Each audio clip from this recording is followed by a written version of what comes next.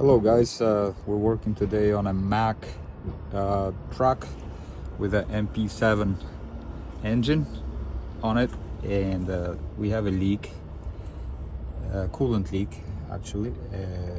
Coolant leak happens usually at this connector of the EGR cooler that connects to the block. If you have a leak that's dripping there, most likely is this piece.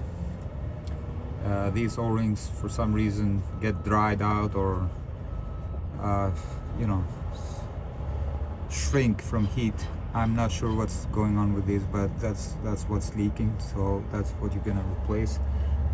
It's just connecting to the block from the EGR cooler, and yeah, you have to remove a few things to get there. It's gonna be